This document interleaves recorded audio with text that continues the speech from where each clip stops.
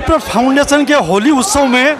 आज जो रंगारंग कार्यक्रम प्रस्तुत किया गया है उसमें एक बात और देखने को मिली है कि आगामी लोकसभा चुनाव में गुवाहाटी की जो प्रत्याशी है बिजुली कोलिता वो विशेष रूप से इस कार्यक्रम में उपस्थित हुई हैं और ब्राह्मण समाज से आशीर्वाद लेकर के अपना जो चुनावी कार्यक्रम है उससे उन्होंने आज से शुरुआत की है। भगवान परशुराम को नमन करके उन्होंने अपने चुनावी कार्यक्रम को संपन्न किया है। तो आइए हम अपने प्रत्याशी बिजुली कोलिता हमारे सामने उपस्थित हैं, कृपया हम उनसे ये जानना चाहेंगे कि भाई साहब आप हमको ये बताइए कि आप विप्र समाज के इस कार्यक्रम में उपस्थित हैं, तो आप विप्र समाज को आप क्या मैसेज देना चाहती है, क्या बोलना चाहती है? देखिए, विप्र समाज को तो मैसेज देने की कोई ज़रूरत ही नहीं है, क्योंकि विप्र समाज के बिना तो भारतवर्ष हो ही नहीं सकता। तो इनके इस सुंदर से प्रोग्राम में आके बहुत अच्छा लगा और यहीं से मैं सबको होली की शुभकामनाएं देती हूँ और बहुत अच्छा लगा। विप्र समाज के लिए जब आप चुनाव में जीत जाएंगी और जीतने के बाद में जब आप लोकसभा में जाएंगी तो विप्र समाज की जो मांगे हैं, जो उनका जो डिमांड है, उनके बारे में आप वहाँ लोकसभा में किस तरह से? उनका तो डिमांड नहीं होता है, उनका सुझाव होता है, क्योंकि वो बहुत ही ज्ञानी लोग होते हैं, इसीलिए उनका सुझाव हमें चाहिए होगा, उनका सहयोगिता हमको चाहिए होगा। फाउंडेशन की ओर से यह होली प्रति सम्मेलन किया गया है और जो हमारे ब्राह्मण समाज के जितने भी घटक हैं उनको सम्मिलित करके हम लोगों ने यह प्रयास किया है कि हमारे समाज के सभी जो लोग हैं उत्साह और उमंग के साथ सब जगह एक जगह इकट्ठे हो। और विप्र फाउंडेशन का जहाँ तक प्रसन्ना पूर्वोत्तर की प्रगति हम लोगों का उद्देश्य है, इसी उद्देश्य के लेके अरुणाचल प्रदेश में 11 करोड़ की लागत से दिव्य और भव्य भगवान परशुराम की मूर्ति बन रही है और उसमें केंद्र सरकार हम लोगों का पूरा सहयोग कर रही है और केंद्र सरकार की ओर से 68 करोड़ रुपए हम लोगों को वहाँ पर डेवलपमेंट के लिए दिए गए हैं। और उसके अलावा वहाँ पे अरुणाचल सरकार ने वहाँ पर गेस्ट हाउस बनाने के लिए विप्र फाउंडेशन को वहाँ पर उपलब्ध कराया। और हम लोग नरेंद्र मोदी जी को धन्यवाद देना चाहेंगे कि तेजू से गुवाहाटी से तेजू तक उन्होंने जो रेलवे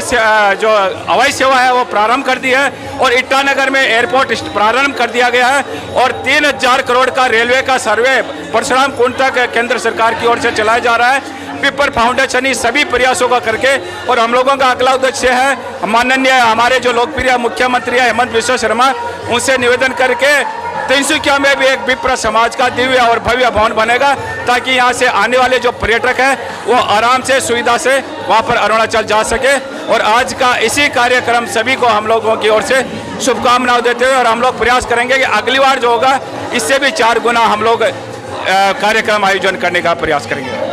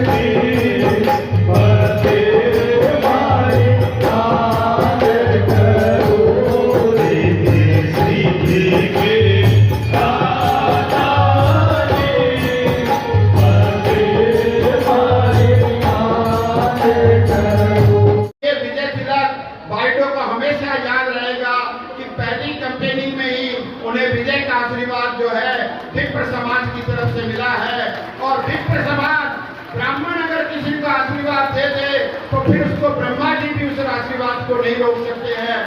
विप्र समाज के इस आशीर्वाद को ग्रहण करते हुए मैं परमपिता परमेश्वर से यही प्रार्थना करूंगा कि जो यहाँ उपस्थित जन समुदाय की जो भावनाएं हैं उनके अनुसार आने वाले समय में हमारी जो प्रार्थी है उनको इसी तरह से आपका प्यार और दुलार मिलता रहे। उपस्थित सभी महानुभाव को मेरी तरफ से होली की हार्दिक शुभकामनाएं। भगवान सबके जीवन में रंगों से भर दे, यही हमारी कामना है।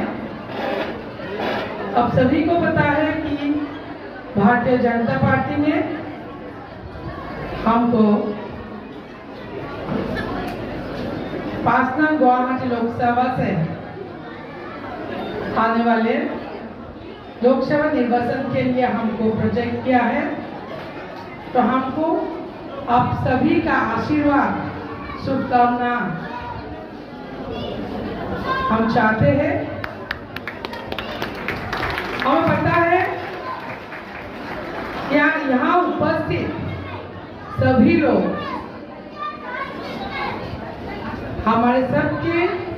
माननीय नरेंद्र मोदी जी को 3rd टाइम के लिए जो प्राइम मिनिस्टर बनाने का ये निर्वाचन है, क्योंकि ये निर्वाचन हमारा निर्वाचन नहीं है, ये